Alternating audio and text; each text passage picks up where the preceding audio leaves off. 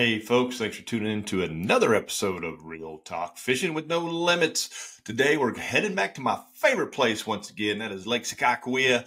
We're going to talk to NWT Pro Cody Northrop. So we got a little PSA coming from Cody, some stuff that isn't on our radar, guys, that we need to really be considering and thinking about more. Obviously going to talk about Lake Sakakawea, talk about just some things that are going on up there in tournament fishing and just all the great things in the walleye world. This upcoming NWT is the last NWT of the season up at Lake Sakakawea. Is going to be a good one. The bite is heating up. The AOI race is tight. And a lot of guys are shooting to make that top 40. So stay tuned. Cody's going to provide us with some good insight. And I can guarantee you, you're going to learn a couple of things, guys. So you're going to need to be paying close attention to this one. Cody won the last NWT up at Sakakawea back in 2019. We've only been up there twice. So the guy's got a place right there on the water, spends a ton of time on it, knows that place. We're going to break it down a little more. And all this is building up to this big Lake Sakakawea tournament. So everybody's looking forward to getting out there. It's great fishing. So stay tuned. We got NWT Pro Cody Northrop coming up next.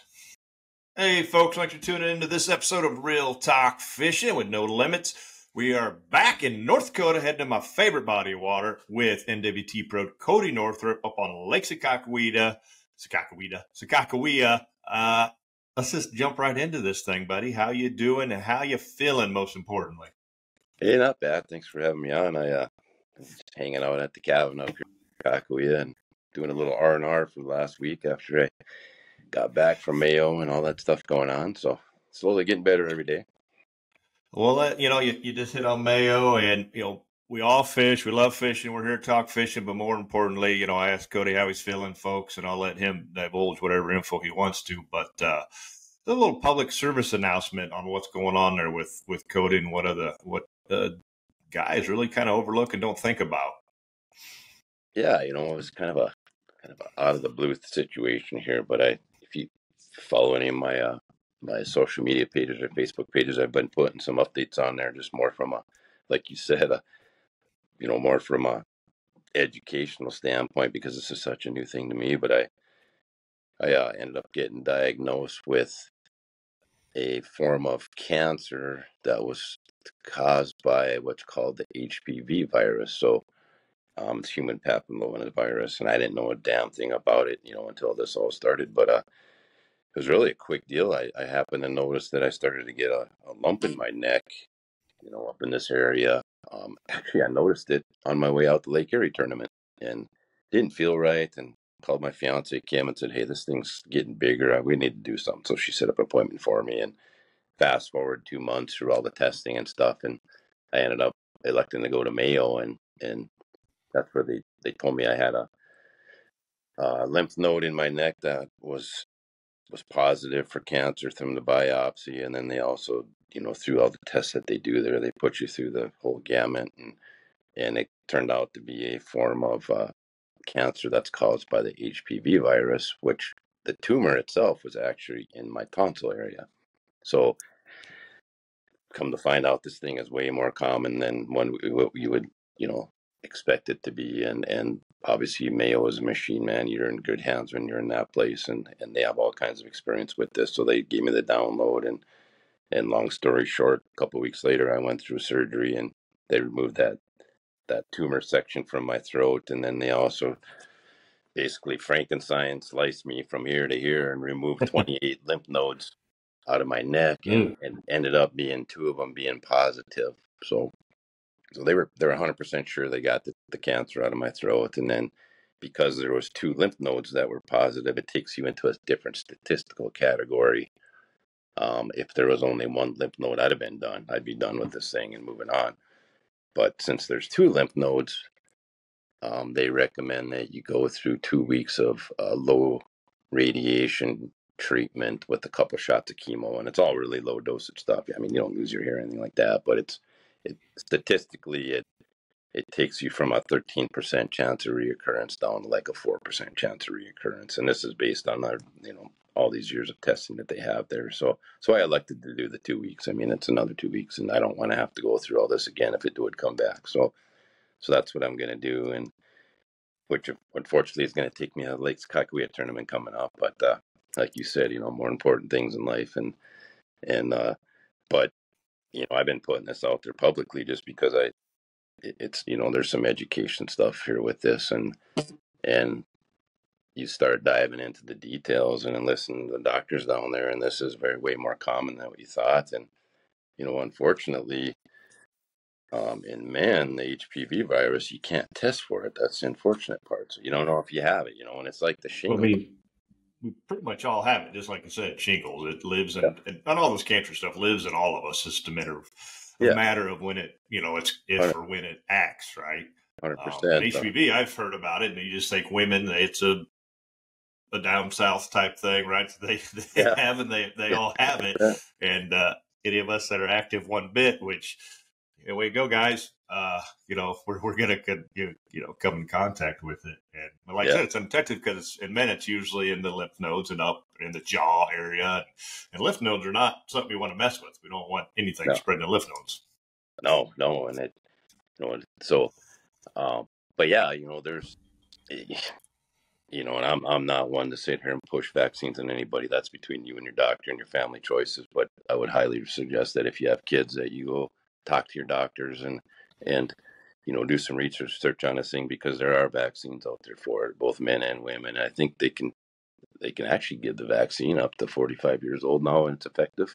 That's what I'm hearing. So again, it's just more educational.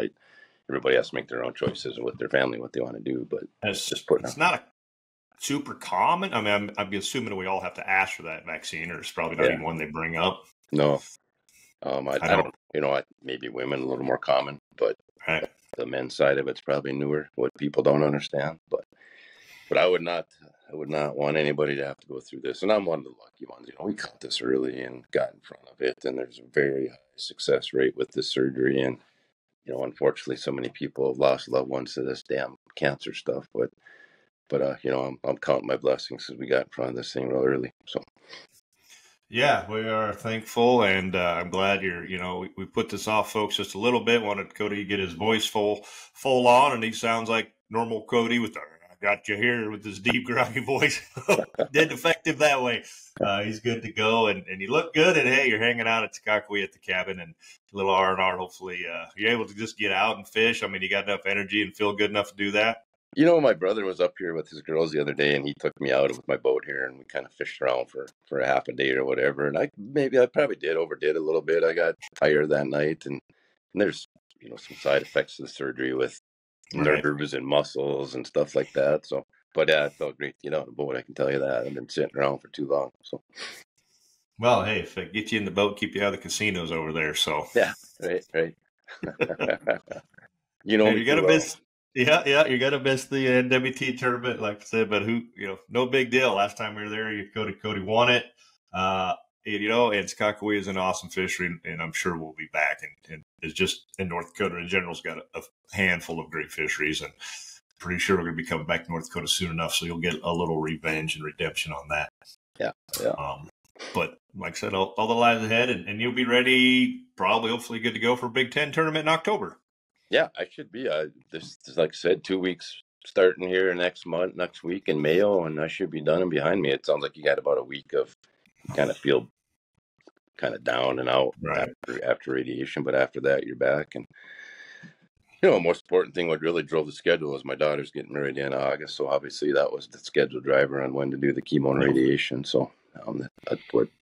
But yeah, I'll be ready for Big Ten for sure. Is this nope? We're going to cover down on that one here in a little bit. Is this the second daughter to get married? Didn't you have one last year? Yeah, 2 years ago. Yeah, 2 years ago. You missed a tournament for that, didn't you? I did. You did. I did. Teddy's missing this upcoming tournament because his stepdaughter's getting married as well on a Thursday. So yeah. You guys have got to work this out a little better with these girls. Yours was fine; she was the end of August, so all right. But this come up and presidents. Those are the things that only happen once, hopefully, right? So we don't want to miss those events, right? These fishing tournaments are fishing tournaments, and they happen all the time. And like I said, we got other ones coming up. So some years we have crappy years of fishing, or we just have things that don't line up. Kids' graduations, weddings, family emergencies, health, personal situations. And that's all right. There's always next year. There's always next time. That's the good thing about fishing is it's here to stay. It's not going away. So yeah, that's right. So how was Lake Sakakawea setting up? Lebo was on just a couple weeks ago. Sound like water temps are still just low 60s. I know it was 100 degrees down here the last couple of days. I'm sure it was a little warm up there. We got to be just like we're going to hit this thing, I think, when it's just on fire. Yeah, it's been a slow year. I noticed we were out the other day and the water temps here right in the Pouch Point area where I'm at had hit right under 70. So they're warming up. We were in the high 90s for a couple of days, high 80s for a week. Definitely is starting to warm the water up. Yeah, it's going to be interesting. The lake's been slow, like Levo said. It took a while to get off. I know everybody had eyes on that AIM National Championship here in the first part of June when Eric won that boat, and they timed that out perfect. They couldn't hit that bite any better. That's a normal 1st of June bite up there, and it tapered off from there. So, I think you're right. It's good. Sakakawea, man. It's different. What it today, it's different tomorrow, right? But I'm almost kind of glad I'm not fishing this one, to be honest, because the way this thing's setting up a little bit here. But yeah, warmer weather is definitely going to help. I see we're going to be up in the 80s this next week too, so that should get things going. But August 1st, that's getting right in the dog days of summer, kicking it off. You just don't know what's going to happen. Right. I mean, we got bait fish spawning or happening down here. I'm seeing plethora of little bait fish in the system. I got mayflies we're dealing with. The walleye bite's been tough, but I'm going to head back down the lake today, and there have been some big fish been floating on the surface dead, and I'm pretty sure they're getting hit by boats because they're up on the surface eating these mayflies. Oh, yeah. And we got a zillion on Lewis and Clark skiers, tubers, jet skiers, wakeboard boats. Guys are like, "Is lack oxygen?" I'm like, no. The water's pretty clean now after the flood stuff. I'm like, these fish are getting hit by boats. I saw one walleye porpoise on the surface, a week ago. Big one too. And there's been a couple, like 25 inches that have been seen floating around along with some dead carp and stuff. I'm like, the fish are there. You just got to figure it out. I don't know when do the mayflies, or do you have mayflies, or what's the bait fish? Is that probably August 1st or into August when that stuff hatches up there? Your water, obviously, we were at 80 degrees down here, so the water temp even hits that. But yeah, I think that's where they really start focusing on the smelt populations more than anything around that time frame, and wherever the smelt are at, that's where they're going to be at, the main body of fish anyway, that main biomass. But another factor is the water's been on the rise for a month now, and it's up. In a month's time, I'm going to say, I haven't looked at the official numbers, but just looking at the shorelines out here, I bet the water's up 10 feet in a month. So, whether they're holding some new areas. Yeah, 180-mile long reservoir with 10 feet of extra water, that's a lot of surface. That's a lot of acreage for fish to disperse in. And I think that's another thing. Locals here are all complaining that the bite's been off, but I think that's there just scatters the fish out more. It doesn't concentrate them as much as low water here. So that's a good point. We brought that up on the Mississippi River when we showed up there. Guys were like, it's a bite was awesome Tuesday, and now you guys showed up and a bite's tough, and you're hearing that from the local. The locals are going, they're just fishing what they normally fish. Yeah. Right. But now you got high water, and we know we're out hunting. We're looking, and like Mississippi, I've never been there, so I'm not fishing memories or the local spots. I mean, I'm checking them out. I'll see if there's 20 boats there and I need to catch some unders. I'm going to go see what's going on. But we're looking at all these new and odd spots, and it never fails. Somebody always finds them. We're looking. And I think that's probably, like you said, if there's a bunch of new water and the locals are like, it's tough, they're not putting that time, not all of them, but some of them also are just going out to their regular day-to-day spots, dropping their bottom bouncers or cranks or jigs and moving through them going, it's just off. They're just not biting. And it's one thing if you're graphing them and they're not going, but when they're just not there, you got 10 foot of new water. That usually means those fish are going to be spread out all over. Right now, I'm catching them 5 foot of water and 25 foot of water. Yeah. Yeah. And water rising Sakakawea, you know what that means. It's sweet clover and grass and all this other stuff, and which just means more. That's where the bait fish are going to go. So, Yep. And I mean, smelt are typically moving deep, in the summer, right? They need that little colder water, but that's not the only bait fish in that place. No, the white bass and the perch and and Yeah. carp and drum and you name it. It's all here. So Yeah. And walleyes about the top of the food chain over there next to those monster northern pike you got. yeah, So wherever the bait is, they're going. And you yeah, got some big pike in that place. yeah. My brother latched onto one. He said it was all of 45 inches the other day. He couldn't get it to the boat, but he said it was a big one.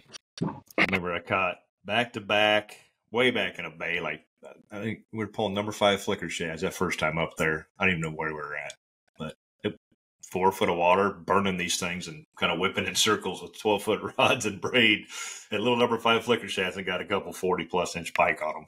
Yeah. I'm like, I can't believe we got these things in, Yeah. even they didn't break or nothing. Yeah, they make a mess of things, but they're fun to catch. Yeah, they are. I took them 12-foot rods and literally had it back all the way, almost bent back to the motor. I'm like, no, that's not a tree. That's a pike. Got one in, and then the hamster was with me, dropped it in, and 5 minutes later, boom, another one. I was like, oh, mercy. We'll just put the boat neutral this time. So, well, that place is awesome. Well, and I think, there's two things with this tournament. That number one, always on Lake Sakakawea or any of the Missouri River reservoirs, is the weather. Number one, what's the wind going to do? What's it going to allow you to do? The last 2 times that NWT's been here, we haven't had a big blow. And guys have been able to make the run. I ran 50+ miles when I won it, and that's always a factor, whether you can do that or not. And then secondly, what's forward-facing sonar going to do to change the landscape up here? Because that's historically that east end of the lake is a little bit tougher bite, and the guy is going to be able to unlock that end of the lake, even if if there is a big blow with forward-facing sonar. To me, those are the two things.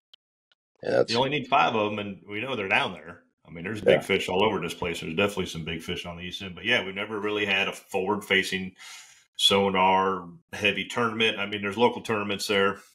There's the Dakota Walleye Classic the week before, which Randy and I are coming up a couple days early to fish. You have the Casino Cup. Yeah. Yep. I figured, hey, why not? What better way to pre-fish? Get an extra couple days of pre-fishing than to fish a tournament. So, Heck yeah. It's fun.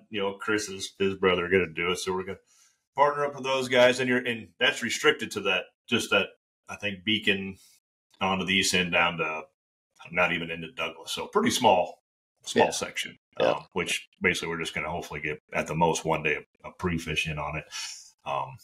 And sometimes that's better, right? Just show up and go where you think they're going to be and drive around until you find a pod. And if scoping's the deal, that's all you got to do is find them. And I guess convince them to talk them into giving up. But the AIM tournament, obviously, was forward-facing sonar was huge, and those were big bags. When you won it, what was it, upper 40s, 45, 48 pounds on 2 days? I had 52 pounds, I believe. Oh, was it 50? Okay. Yeah. The first year was 40-something when Dewey won it. Okay, so 52. That's right. You had like a 28-pound bag or something? Yeah, I got into that pot of fish on day 2 and ended up with 28 pounds. But yep, I wasn't too far from you. Actually, Dean, your partner and I were fishing pretty close to each other, and I think I had 22 or something like that. Yeah, so.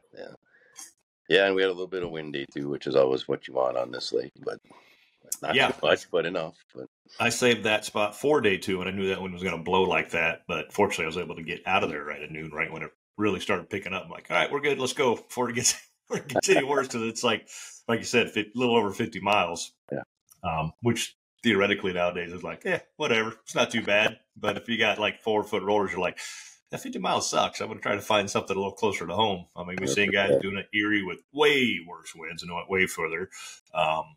Day 1 at Green Bay with winds that we did not expect and guys going twice that far. I think, that changed the plan for a few guys, but still a few made that run, and it takes a little bit of the fun out of it. Yeah, it changed my plans. I chickened out. I didn't make that 90-mile run on day 1 because of that reason. Plus, I didn't want to beat myself up going into surgery in the 2 days. But day 2 I made it. But yeah, it definitely changes your plans. And then here, very limited gas stops. There's one gas stop, maybe 2. Little Missouri still got one in there. Yeah, Mackenzie Bay still has gas. Yep. So Mackenzie Bay and Indian Hills. And Indian Hills, that's it. That's it. Casino doesn't have gas. No. Of course, you're going. That's 70 miles, 60, 65 miles prior to the casino. Yeah, that would be 65. Yeah. I mean, you're 90 miles to White Earth, right? That's your next gas. Yeah, I think it's actually 100 to White Earth from Garrison. 100. Yeah. Yeah, it's a long. Whatever it is, it's a long ways. Long ways. a long ways, and there's no reason to go that dang far. I mean, there's fish and Doug.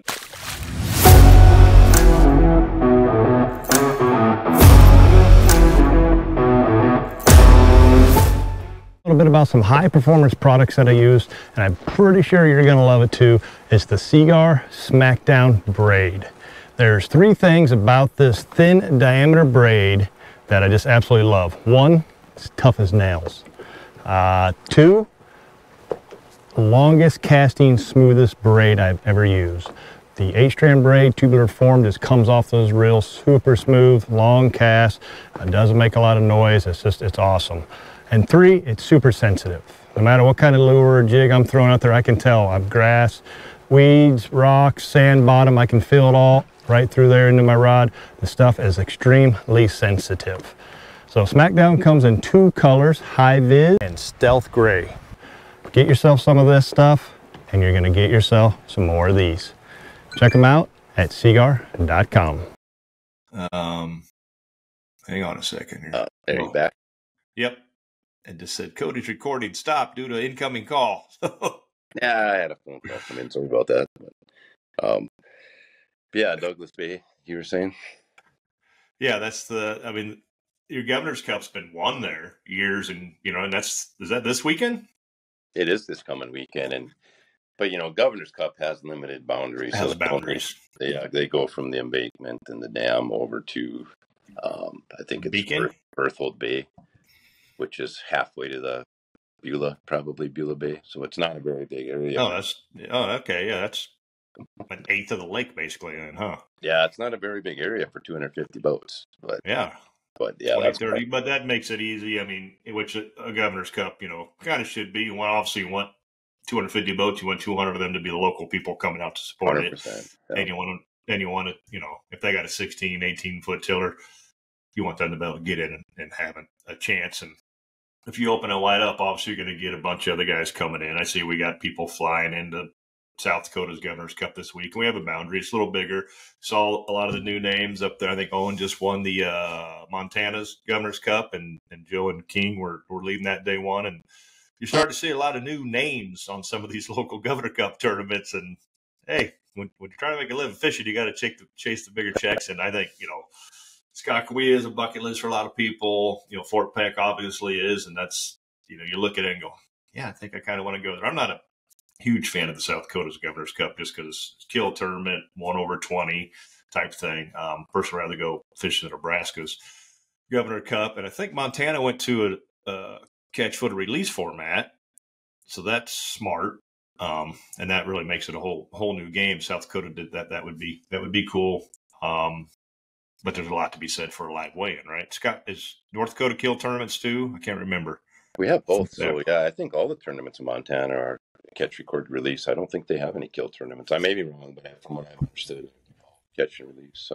North Dakota has a mixed bag, obviously, with AIM here, and then Van Hook Classic tournament is very similar to the Montana setup, where they have weigh boats scattered, and you can put three in your That's live right. well. You put three in your live well, and then you got to go find a weigh boat and get them measured and released and recorded, which is kind of what Montana does too, I think. But somebody will correct me, but if I'm wrong. Yeah, that's what I think they used to do that. And I think they went to the photo format this year. I thought I saw it be wrong. I could be wrong. Like I said, if we're wrong, put a comment in here below and let us know how they did it. But monster bags, 50, 60-pound bags out there. But Sakakawea is, they can do that too. Same with the Wahe. There is just a ton of monster fish being caught. Yeah. I think, between Oahe and Peck, man, if you want to catch 30-inch fish, those are two places to go. And right now, anyway. But Sakakawea, they probably don't have the numbers of those big fish that those two reservoirs do. But yeah, you can. I heard a lot of 30-inch fish getting caught this summer so far up in our section of the lake. Anyway, let's put it that way. But 'cause that's where I spend all my time. But I see a lot of pictures of 30-inchers, a lot more than what I've seen in years past. So something's going on. Yeah, a lot of that's obviously our technology. People are finding those, being able to target and find those fish more. I think you're seeing it everywhere. Tournament weights in general just have went up. So 52 pounds it was for you, 4 years ago. Yeah, 2020. And now 2020. So Now, 50 is it going to take 55, 60 pounds? It was 80 pounds for the AIM tournament, but that's obviously the different format. And we only get 5 fish. So there's no playing. There's no, do I put this in the box or not? I know when I'm up there to pass, if it was like a 22-incher, there's no question about it. I threw it in the box. You had one to play with, but a lot of that determines a practice, what you're going. Hell, it may be tough, and 18 inches may be like good enough. And there may be some guys who are playing a little safer to stay in that top 40 in points. Yeah, this lake is full of 18 to 23-inch fish right now. So there's going to be a lot of those caught. And yeah, are you going to put it in a box or aren't you? That's a big with your 5 fish limit. So my plan is to not put it in the box. I'm going in the box. Yeah, I'm out of points, and I'm not going to championship no matter what. So I'm not putting it in the box unless it's a little bit bigger than that. So yeah. That's it. If you don't do well, you don't do well. But Sakakawea had a pretty good run on that lake. Love it. And it just fishes good all year. Yeah. Like I said, 180 miles. There's plenty of fish from one end to the other, but obviously sections of the lake perform better or show better at certain times of year. Sure. Yeah, the guys are going to have fun. There's going to be a lot of fish caught. A lot of fish caught. Even if the weather does turn a little bad, it's still it's so full of fish. And guys obviously coming to town are going to unlock the secrets of this thing, and they're going to get through there are going to be a lot of fish caught. And like I said, it's going to come down to decisions. What are you going to put in the box? What are you here for? Are you here? There's going to be a lot of locals in this thing. So, they're going to be going for the win. There's going to be, I don't know how many full-time guys are going to make it up here with the last tournament of the year. Yep. But how many guys are playing for points with it being the last tournament of the year that are, trying to get in the championship. So there's a lot of the mental game that goes with it. Are you hearing from a lot of locals? Are we looking at a lot of them jumping in? I didn't expect numbers to be kind of low on this one. 110 being the high side. Yeah, I don't know, how many full-time guys are going to be coming, but yeah, I'm guessing you're going to get in that 20 to 30 local range. I know a lot of guys from my area that are going to be in it, and I don't, how many from the other parts of the state that are coming, I'm not sure, but. Right, yeah, you got Bismarck, Garrett, Dickinson. Minot. Yep, Devils. We have, I think we're down to, according to Bala on the last one, down to 70-something guys that have fished all 4. Okay. And we lost Ted, and you're not going to fish this one. And like I said, there's a few others that are in that 50 to 60 to 70 points range that may say, I got to win this or get a top 5 to even have a chance of making the championship. So they, if they live in Ohio, they're like, I'm good. Yeah. Things aren't cheap right now. So yeah, it'll be fun. Like I said, I'm sure wish I could fish it. There's going to be a ton of fish caught, and Lake Sakakawea will represent real well. Guys, they'll uncrack the code here, and they'll get them. What do you think as far as bag weight and method is going to win this thing? I don't think you can go against forwards facing someone. Our guys are too good at it, and they're going to catch it.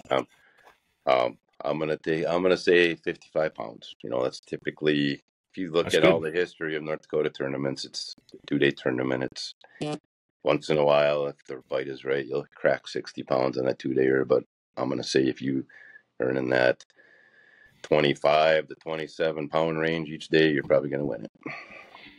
And that's a big bag. That's 5 fish. I mean, that's 5 pounders, but you're talking you might crack a couple 10s or some 30s, which those fish are fat. Those are healthy, very healthy fish. So, I mean, their weights are considerably bigger than you may think. Yeah, they are 100%. I remember catching 19 3/4 inch fish, and they were like just under 3 pounds. Yeah, they all look like footballs. Yeah, I'm like, no, throw that in the box, keep that thing. Back when I think we could keep 7 or something, But after I think maybe it was 8 we kept. I think I had 2 or 3 of those, and then there was like a 27, then a 25. Then it's like, no more of those, no more. 22 or bigger, and that was all right. Last one was like a 23. I'm like, all right, go. Should have waited because it was a skinny 23, and a 19 3/4 might have been bigger. But that comes into play. Like I said, it's mental, and it's what do you keep. And you've seen a lot more of that guys are weighing other fish. I weigh a lot of them at practice because certain areas are going to weigh more than others. Mm-hmm. Especially if you got a pod that's sitting and gorging on a smelt pot versus ones that are eating some shad or, or something else, small perch, because the smelt are just fatty. Yeah. Yeah, I don't know. The pictures I've seen and the fish we've got, the population is very healthy, which is normal here. So, and there's plenty of bait out there. You can see it. You'll go through a mile of pod long of smelt on the screen, and out here it's just crazy how much smelt is in the system yet. So that makes it tough though when they got plenty to eat. They can, but crick chubs are always a big deal up there. Jig and wraps, all the glide baits work good. I mean, obviously different times of year, but I pretty much don't go to North Dakota without a few rigging up some crick chub rods and some jig and wrap rods, or the number 2 laying on the front of that boat ready to go. One of the knocks of forward-facing sonar is the coing there in the back of the boat kind of just sits back there and does really well. Guess what? Not in this tournament. He's going to be busy, and with what you just said with the crick chub stuff. But hey, and if it catches you a 1 or 2 weight fish, great. What they're supposed to do. And what I love, and Legal says he's been having to feed him some line on some of his when he's been out targeting bigger ones. But my experience in Sakakawea outside of October in the summer with the crick chub bite is there's no, I got to feed it line in Minnesota and I got to wait 90 seconds to set the hook. It's grab it and go because that thing is swallowed the whole chub. Yeah. No matter how big. I mean, just wham, smallmouth pike and walleye. They're just immediately it's gone. Yeah. Yeah, when we were out the other day, my brother and his 2 girls were dragging crick chubs behind the boat, and they were catching 16 inches on 6-inch long chubs with those things. So, yeah. Oh, man. 100% right. It is fun. Have a lot of hooks because you're just going to be cutting a lot of line, leaving those hooks because most of them, I remember just looking at it going, I'm not going to try to kill that fish. Just cut it and tie a new one on. So I like to make my leaders a little extra long. So I have to keep retying leader, and I can just keep making it a little bit shorter. And that reminds me, let me make a note, stop at Shills today, pick up more hooks. Because I leave today, and I don't even get back until the night before we head up there. Be down in the camper all week guiding. So the tournament's up. Oh, yeah. July was setting up and I talked to Legal about it. So I'm like, I don't have very many trips on the book. And then within the last week, whole month's full. We're full every day. And in August, it started to fill up too, even though the bite's been a little tough. But like I said, we got mayflies, and that can change just like that. The thing's over. It kind of lasts for a few months up here, really, but it's like fairly heavy right now. Once it kind of tapers down in a few spots, then it's not so bad. But talking Sakakawea tournaments on the different ends of the lake, Big Ten. So that's one of my favorite tournaments. Yours, first weekend in October. Jeff runs a hell of a show up there. Hopefully we get it full. 100 boat max, I believe, right? So, Yep. Yeah. I think we had that the first year, and then we had COVID, and then the last couple of years was 60, and then back up to 80 last year when they took the river out of play. So they basically so this is out of Williston, Lewis and Clark State Park, for those that don't know. I don't know, we can go 5 miles upriver from there, maybe. It's kind of the boundary. If the water allows you, if it's high. Right, and it sounds like your water's good. Now, obviously, that can change by then. But then Newtown Bridge is the boundary. So what is that, 40 miles? I think so. Yeah, I think so. It's plenty. It's certainly plenty because most guys only practice for a day or two on it. Yeah. We got to put a plug in for that tournament. We got to get some more people signed up and fill that thing up. It's so much fun, and that like you said, Jeff Clark, he runs a couple different tournaments out of that Williston area, one in the spring and then this Big Ten in the fall. It's $30,000 to win it. I mean, if we can fill it up with 100 boats, it's $30,000. $1,000 entry, a team format. So if $500 for you and a buddy, 2-dayer, Friday, Saturday. Used to be Saturday, Sunday. Moved to Friday, Saturday, I believe, right? Yeah, I think so. And it's a great bunch of dudes. Obviously, we stay with George up there. He's awesome host, fish the tournament. It's just fun. It's great people. Cranking, jigging. I've caught them shiver minnow and jigging wrapping, crick chubs, trolling, jigging minnow. Yeah. I mean, everything is in play. Jigging plastics. I mean, not a lot of lunkers. You're not catching these. There's usually only a few big fish caught. But it's that if you can crack that 12 to 15 pounds a day, you can win it. Yeah. It's just the natural migration of the fish here, that's why that is. But how many fish were you catching in a day?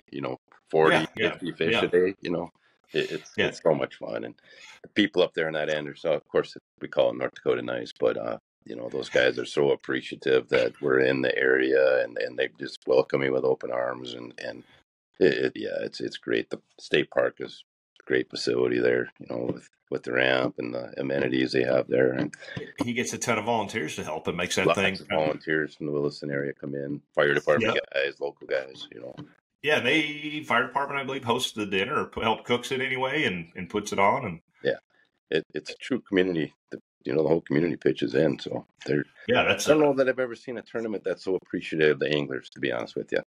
Yeah, it is. That's why I say it's one of my favorite. No matter how, I mean, it's one of my favorites because I've done decent in it almost every year except last year. But it's really just the people. It's such a good time. I keep coming like a day earlier and earlier every time. Just go like, I just want to come fishing up here. It's so good. And it's October, so I mean, I remember going up there and there was snow one year. And then one year we had 60, 70 degrees, flat calm, most beautiful fall days ever for 2 days in a row. And then since then we've had wind and whatever, but it's North Dakota. It's first week of October. Just be prepared for anything. I mean, it's everybody.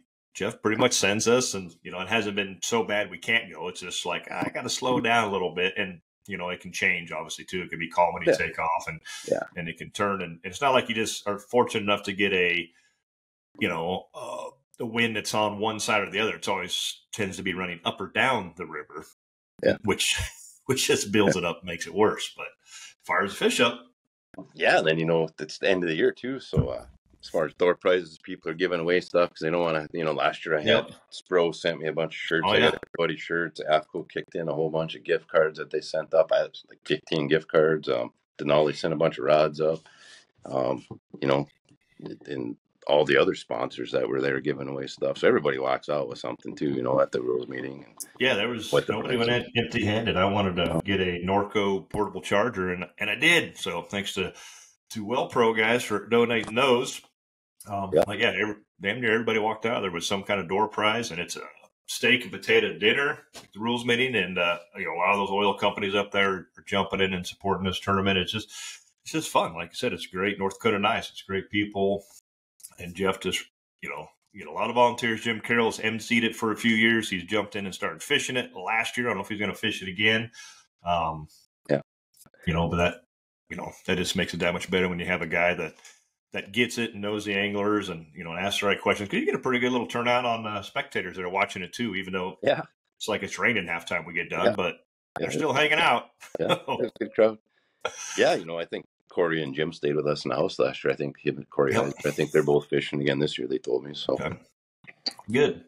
All right, well, check it out. Go to their Facebook page, Big Lewis and Clark Big Ten Showdown. That's Williston, North Dakota. Lewis and Clark is the state campground. Not Lewis and Clark, the lake where I guide down here in Yankton, South Dakota, but Lewis and Clark State Park out of Williston, North Dakota. But Big Ten Showdown's got a Facebook page. There's links to the registration on there. $1,000 team. Fill out 100 boats at the $30,000 payout. Big Ten, top 10, get paid. That's it. And you got big fish and day money.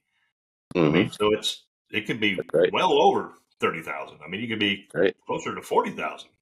Yeah, absolutely. I forgot about that part. You're right. Yeah. I mean, I remember that was the first time I ever got into the day money thing. I'm like, oh, and now they started doing that at Cedar Shores. I'm like, yeah, we're getting in that. I'm like, because you can kind of get a little bonus, or maybe you'd have a really good day and you get in day money. The next day you suck and you don't, whatever. It can balance you out. I'm like, it's just bonus.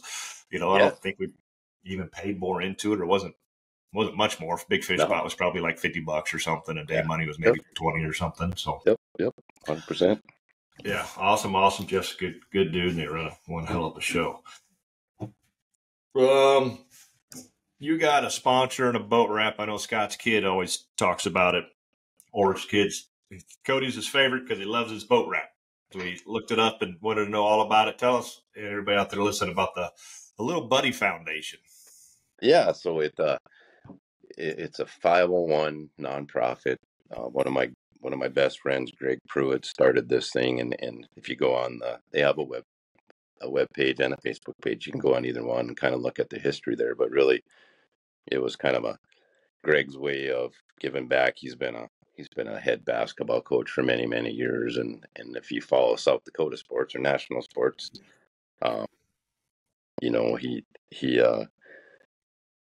he was his way of tributing Coach Don Meyer used to be the coach at National there in South Dakota at the college, and he was at one point in time. Don Meyer was he was the winningest coach in NCAA until Coach K took it away from him. But anyway, Coach Meyer's deal was, you leave every day, do something for somebody else, or how does he put it?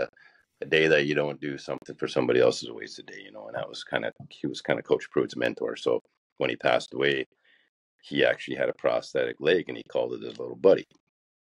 And so after he passed away, Coach Pruitt, decided to start this foundation, and that's what they do.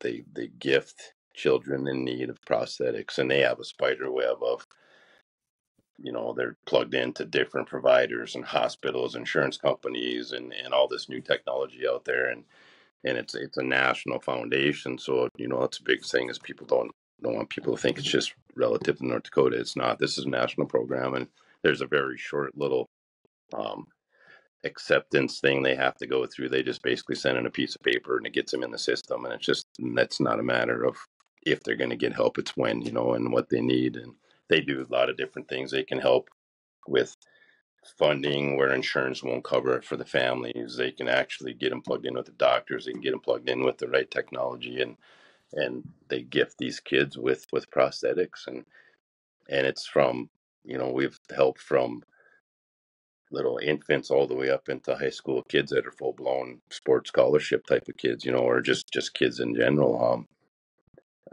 So I think I'd have to ask Greg now. I lost track of the summer because I think they got 3 more kids in the program this summer. That might be up to 15 or 17 kids now in the last 4 or 5 years that they've helped.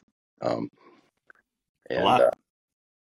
Yeah, and they're, like I said, they're plugged into technology all over the world, and it's pretty awesome what they do. And when you see these kids, they're, one of the gals actually from the Grenora area up there a couple of years ago, she lost family members in a car wreck and an arm, and she they gave her a prosthetic arm, and she ended up, I think, going on to play for the national USA Olympics, handicap team, or whatever they call that, in volleyball. So with her arm, just so. But 2-year-olds all the way up, we've helped them all. So that's why I put it on there. It's just my way of giving back to, fishing's been so good to me all the years in the fishing community, and you look at ways you can give back, and that's really why I put it on my boat, is to help spread that word. So yeah, that's a hell of an organization, and prosthetics aren't cheap. No, and it's come a long ways. Like I said, the technology now is, there's people out there fishing that don't have arms and legs because due to prosthetics and technical advances, and it's super cool. I got that quote right here. You can't live a perfect day without doing something for someone who will never be able to repay you. Right. Yep. So we can, if anybody knows anybody that's in need of help, just reach out to us. They can reach out to me. We can go right straight to the Little Buddy Foundation webpage, their Facebook page. And there's many ways. Just get a hold of one of us. We'll get you in touch with the right people. But I will put a link below in here. It's littlebuddyfoundation.org. Cool. We'll put that on. I just said it here. So if you're listening, littlebuddyfoundation.org, check it out. Donate. Obviously, everything is appreciated and needed and goes a long ways. And thanks to Cody for spreading the word on that. And that boat's traveling all over the country. I guarantee you, when you drive down the highway, people are like, what the hell's that? And boom, there comes their phone and they're Googling it, and it brings in a few dollars. So first comment awesome. I get is, that's an awesome wrap. Second comment I get is, what is Little Buddy Foundation? what is Little Buddy Foundation? You're like, well, let me tell you, look it up. No, that's, 10 people looking up, maybe 1 donates. That's 1 more than, there was before. So these things work. That mobile marketing and advertising is a great way to get the word out, folks. So if you're looking to jump on board with some of that, there's plenty of pros out there like myself and Cody that will certainly help you spread the word. And nonetheless, littlebuddyfoundation.org. Head over there and help someone get mobile again and get out there. And it's amazing the Olympic stuff they have for these people. And just, they're competing. There's some people like in the running track right now that are just flat out hauling ass and beat the crap out of us with 2 maybe good legs we have, but we can't keep up with them. I know. Yeah. And you know, the type of prosthetics they have now that are made special for things like that. You know, it's like it's not very far from bionic people. You know. Yeah, I was gonna say people might start losing limbs on purpose just to get the advancement. And it's gonna be like a forward-facing sonar. Yeah.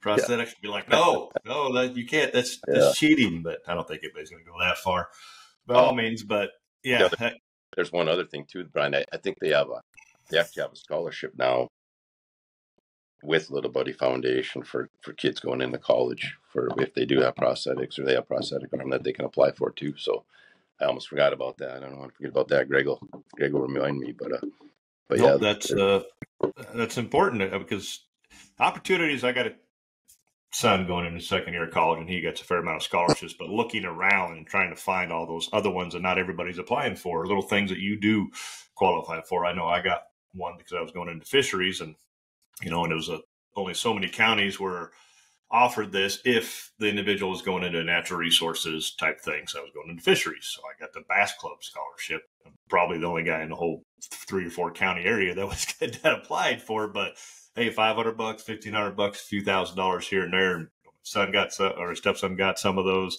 I put them in for CB scholarships, being that I'm a veteran and a CB, so it's got a special, for children of CBs, has their own scholarship funds, and that's just, kind of like it. So they're trying to help you out where you can, because obviously you've lost things that have made life a little more challenging. So sure. college isn't cheap, man. Not at all. No. Yeah, it's another opportunity for the kids. So yep, it's not getting any cheaper by all means. So littlebuddyfoundation.org, check it out. Big Ten Church Showdown, Lewis and Clark, check it out. We got NWT Lake Sakakawea coming up here in just literally week and a half, so 2 weeks, right? August 1st, August 2nd. We're already in the middle of July, so I think I'm leaving next Wednesday. Go to Walleye Classic, NWT, and then the Casino Cup tournament is that following Saturday. I mean, the place is getting, I think Liebel touched on that, and then there's like the next 10 days, there's like 4 more tournaments on it. Yeah, there's a lot of tournaments, which is kind of odd for the Game of Fish to do that, but especially after everything we went through to get back in North Dakota. Probably shouldn't go there, but we'll go there. There's no limits on here, Cody. We're going there. You brought it up. Oh. Yeah, but anyway, so there's a lot of tournaments on the water, but again, it's big reservoir. These fish are used to it. It's not going to impact the fish. So no, it's a healthy. Same with Lake Oahe. There's a Whitlock tournament this week, and we've got the Governor's Cup coming up. I think there's 200 teams in that. But like you just mentioned, we were on fishing tournaments were on such a hold outside of the kind of the local stuff in North Dakota for the last few years. Gates are open, and everybody's been held back and wanting to come up there. But like I said, with the new formats that we do it on league night here on the lake. We're doing the catch, photo, release thing. Obviously, I don't want to take any fish out of my guided fishery. So, but the guys are like, yeah, this is great. Especially if your partner doesn't show up and you only got one guy. Well, your limit's 4 fish, but you need a 5 fish bag. Mm-hmm. Well, if you just catch, photo, and release, no biggie. And then obviously it doesn't matter what you don't have to worry about keeping the right fish. You just snap that photo on the board, trophy shot, throw it back in. It literally takes 20 seconds, at the most, and then you're off and running. I have a little selfie cam locked in a grip on my boat, so the partner does show up. Like, you don't even have to stop fishing. I got it. Boom, boom. It does that fish back. So it's not, it's hot out, fishing the live well all day. This is good. It's good for it, and still the conservation. Some of those fish need taken out of those places once in a while too. So, yeah, when I fished AIM for a number of years, it was kind of one of the launching things to get me up to where I'm at today. But I love the format, and I don't know why North Dakota AIM struggles to get its feet underneath. It always has. I don't know it's just a thing where North Dakota people, it's hard to teach us old dogs new tricks or what it is. We resist change, but.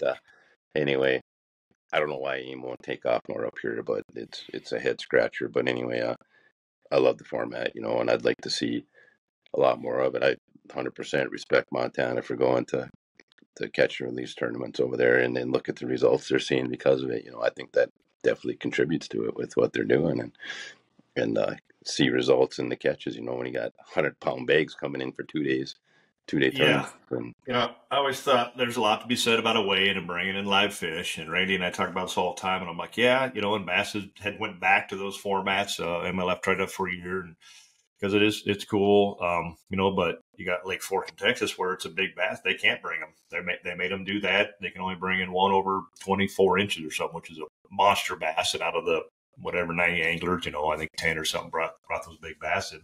But they take them immediately and test them and do stuff with them because they help create that monster bass fishery. But you look at the AIM tournaments and the Governor's Cup. Now, granted, these are some bigger tournaments. The Graha Shootout, I think, was that way now too. That these weigh-ins were packed. There was still a ton of people there, and they have the photos, and they do the weigh-in like AIM a couple hours after the event, so they have time to go through, verify all the photos, and then make the little, when you come up on stage, they can put your photo up. Because the reality is, how many times are you pulling fish out of the bag when you go across stage and holding them up? Yeah, exactly. Right. Right. Very, very low. Jeff has been doing a little better at that, kind of going, oh, this guy's got a monster bag. Hey, show the crowd, one or two of those. But before, it was really just get them out of here super quick. And it's like, well, if I'm just bringing them to weigh them in and nobody gets, you can go snap the photo behind the curtain quick, and we got those to share, which are nice. And they do a pretty good job of getting those in that boat quick and back. But I'm sure there's still a mortality rate. It's, you take anything out of its element, you're gonna lose some. But like 100%. I said, these fisheries are healthy. Yeah, 100%. But yeah, I don't know. It's I don't know where it goes from here. But yeah, we had that little lull there with North Dakota where they put that regulation in place. The Game and Fish did, which allowed, basically, it was a detour from any large type of tournaments to come in, where they had to give a certain percentage of proceeds of entry fees just to get a permit to fish in the lake. And we ended up having to take that to the legislature to get that change. And, there's a whole lot of people to thank here locally and nationally that helped with that, and to get that changed. Eventually they did, thankfully, for all involved, but it wasn't an easy situation. So not only did it get changed, it got changed and it was better before what 100%. It was previously. 100%. I think it was basically about $5,000 to get a tournament permit. Now that you picked your conservation project, basically ran by the North Dakota Game Fish and Parks, to assign that money to. It could be a boat dock or a kids fishing clinic or something like that. And then pretty good chance that money was funded that way. But now I think tournament fees are down to $250. Yeah. Something like that. I think they got rid of the conservation part of it. But that put everybody out. But what they did was change it to where it was going to be 10% of the total purse was going to be your new fee, right? So you're talking like a $20,000-$30,000, tournament permit fee, which I just got a bunch for our league, and through South Dakota, they're free. You just go online, you fill out the form, and, at least 30-day advance, a week or two later, you get an email with, here's your permit. Yeah. As long as it meets all the requirements, there's not 40 permits going on, that day. They try to manage the amount of tournaments on that body of water that way. And there's only way for them to do that is by putting in a permit. And if you have under 19 boats, you don't need a permit, or under 40 people, and those kind of deals. And that's what's the hope going into Devil's Lake last year is championships only 40. We're good to go. We don't need a permit anyway, right. But you got you and, I'm drawing blank on a bunch of names, but that helped with getting a lot of that stuff passed. Johnny Candle, Zach Axman, Olson, Jeremy. Eric.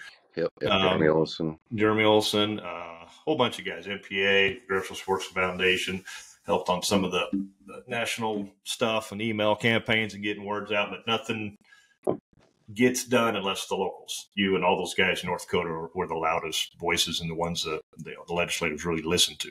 I won't take credit for anything. I didn't do much, but there's a lot of people that did, and it's hard to name them all. There's so many people involved, and I know there was a couple of Western legislatures that got behind it too over here. I know one of them from the Watford City area. He was state senator. He was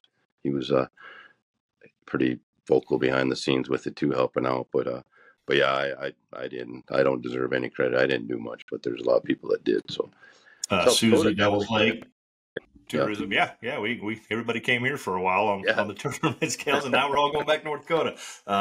We'll be back here, but I have a feeling we might be back in North Dakota before we get back here. I don't know. Have a feeling. So fishing's good up there. We don't have party fishing is allowed down here. So there's another good reason to come here. I want to think it was tourism, Susie out of Devil's Lake, and then I'm drawing a blank, buddy. Ethanol. I used to have the corn ethanol boat wrap up there. What the heck's his name? JR Carter, right? Yeah, JR. I know he did a lot with that. So thanks and shout out to all of you guys and gals that helped get that push through. We were heading back to North Dakota, Lake Sakakawea in a few 100%. weeks because of it, and people have never been there are going to love it, and they're going to want to come back because it's one of the best places in the country. A lot of people deserve credit for that. We need to thank them all.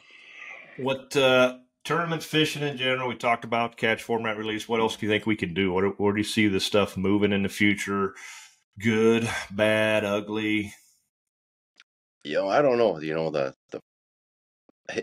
Everything's in such a state of change right now, and good or bad, everybody has opinions, and I'm not a fan of where we're going with National Walleye Tour right now. Number one, you have reduced pay spots. Obviously, with all these things have been talked about, and I just don't know what the longevity of it looks like here. But the party fishing limits now, and it's like I got to drive, 12 hours to Green Bay to catch 3 fish.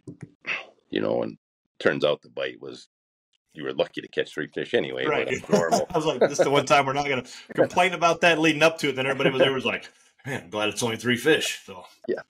So that was a little bit different situation, but just things like that. It's kind of it's different than what we're used to. Let's put it that way. And it's hard to accept change. Yeah, I'll say change is always a challenge. I've heard some things. I got a little inside scoop on things. I think things are going to turn for the better. A lot of this is based on our economy. These tournaments are not cheap. It's not cheap to run. And obviously everybody wants more payouts. Well, more payout that's got to come from somewhere by outside of just raising entry fees. And there's a point where you're raising too much. People are like, well, that doesn't really work out. But if you can get these non-endemic sponsors really on board, but there's got to be value. So that comes from the anglers and the organization.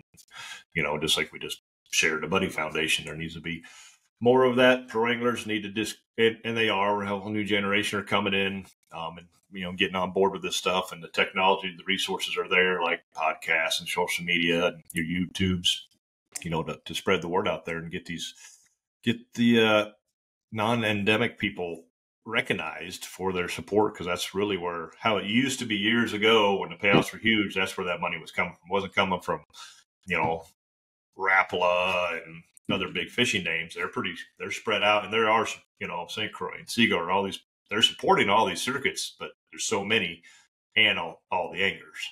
If you can get a big tire company, a big manufacturing type place, that's where it can come. But they know what their bottom line is, and that's going to be all based on the economic outcome. So I guess we'll see how the world changes, right, come November, if things are for the better or for the worse, or the same, right? Yeah. That's a whole nother rabbit hole to go down. Right. Yeah. All right, man. And it's hard, obviously the competitive nature in me is what I love to compete at this level, but if a guy wasn't, if we had half a brain and we took a look at things from a financial standpoint, us North Dakota guys are crazy for leaving this state, if you want to fish tournaments, because there's a lot of money to be won in this state with all the tournaments. You got the Casino Cup series, you've got the Governor's Cup, the DWC. What is the payout for DWC now? Is it 18 grand to win? 16 or 18. I think it went up. They said it was the highest payout they ever had. I mean, it's like 180 boats or something, I think. Yeah, but right. The odds are up there, but so you got that. You got the the AIM Big one, Ten. The Big Ten, 30 grand to win it. There's all these little local tournaments that are up in that to win them and stuff. Casino Cups are like 12 or 15 now, aren't they? For sure, they're 10. I think the championship, if you're for AOY, it might even be 20 grand. I can't remember now. I'd have to look at it again. I think they're at least 12. They used to be. They were all 10. I know. Then they went up to 12. I mean, it's a 3. You can have 3 guys, but you're still catching the same you're bringing in 5, and if you're in South Dakota, you can still only have 2 over 20, or maybe you can have 3. You're still only weighing in 2 over 20, but the third guy, you at least could have 3, and then you can pick your best 2. So there's an advantage. That's why I'm fishing it, because one of our travel co's, him and his buddy fish it.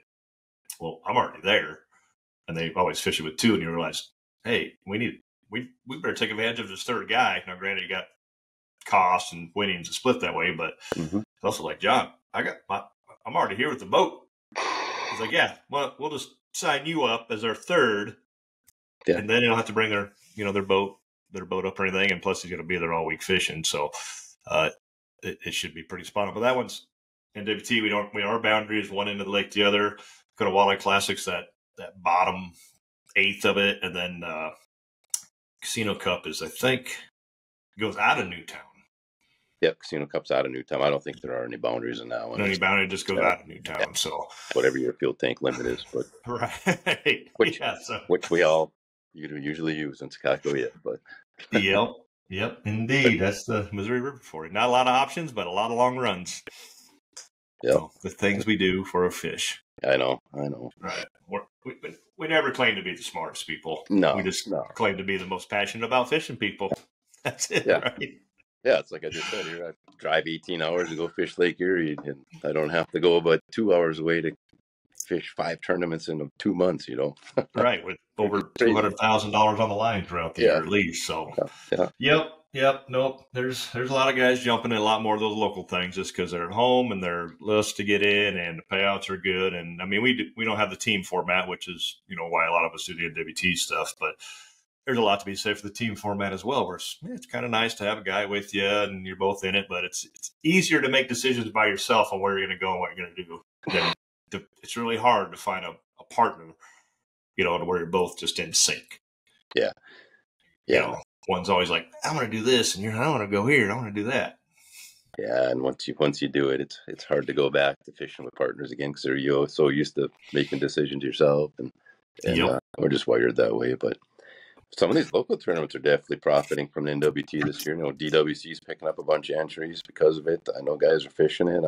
Casino Cup on the backside. Yep. A lot of guys are sticking around to fish Casino Cup, so that'll be full. Yep. So that definitely helped those numbers out that way. Yeah. So if they think these tournaments don't bring revenue to the communities, think again. Absolutely. There's going to be a $500,000 infusion between Garrison and Van Hook, and Beulah, or however you pronounce it. Beulah, in a week. Beulah, within a week. And those are small towns, small communities. I mean, that Dairy Queen of Garrison better be ready. It's got. I know I'm going almost every night. We're literally staying. We got a house. Thank you so much, Aaron and George, for hooking us up with this guy. And it's right across from the boat ramp. It's actually the other boat ramp on the other side of the bay, the real steep one. Yep. It's that house. So we can actually just use that boat ramp and slide over versus driving like 8 miles around. I got the best house in the lake then. Yeah, he's like, I don't know if that'll work. I'm like, that sounds like it'll work perfect. I don't have to sit in line in the morning or nothing. Just go pick your going at the dock. Yeah, I'm like, meet me at the house. Yep. We'll just dump in right here and drive. He's like, it's like a half mile across the bay. I'm like, I think we can manage that half gallon of gas. We'll be all right. If we're making a run where I need gas, you need gas regardless of half gallon or not. So, but sitting in that line in the morning kind of can suck sometimes. You get anxious, right? And if I recall, Garrison, hopefully they got some new lights there, but it was really dark before. It's big, but it's going to get slick. It was just kind of hard to see. So if you're using a boat ramp and it's early in the morning, folks, turn your headlights off so the guy backing down in front of you can see. Especially the ramp like Garrison, where it's 4 or 5 wide, and there's a lot of headlights down there. Yeah, awesome park, huge parking lot, huge boat ramp is great, but man, you turn your lights off, folks. That help everybody out of the boat ramp, obviously, if it's early in the morning. All right, well, let's wrap this up, Cody.